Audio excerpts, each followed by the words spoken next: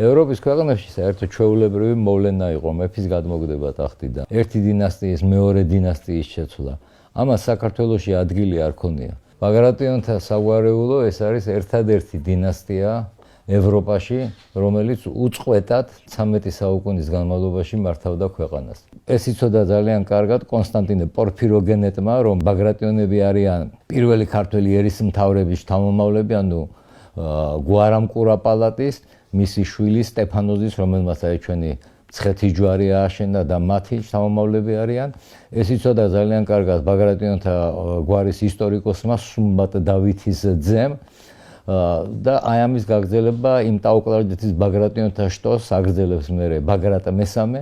ბაგრატ მესამის შთამომავლები არიან ჩვენი სახელოვანი მეფეები, დავით აღმაშენებელი, თამარ მეფე, გიორგი ბრწყინვალე, ვახტანგ მეექვსე, ერეკლე მეორე, ქეთევან დედოფალიც რა თქმა უნდა ამ სიაში ზის, ის მეფე არ იყო, მაგრამ დედოფალი იყო. ისიც უნდა ითქვას აუცილებლად, რომ მაშინაც კი, როდესაც საქართველო დაიშალა სამ სამეფოდ, სამივე სამეფოში, ქართლშიც, კახეთშიც და იმერეთშიც, სწორედ ბაგრატიონთა დინასტიის წარმომადგენლები დადგნენ მეფეებად და ისინი მართავდნენ ქვეყანას.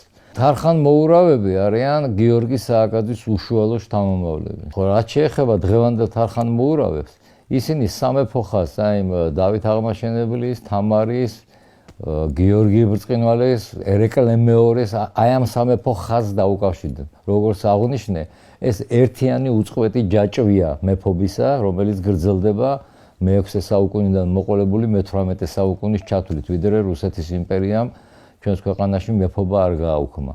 აი ერეკლე მეორის შვილის, გიორგი მე-12-ის ასული, სოფიო ბატონიშვილი და ლუარსაბ თარხანმოურავი დაქორწინდნენ. ასე რომ თარხანმოურავებს თავისუფლად აქვთ იმის თქმის უფლება, რომ ისინი აი ამ ჩვენი სახელოვანი წინაპრების შთამომავლები არიან.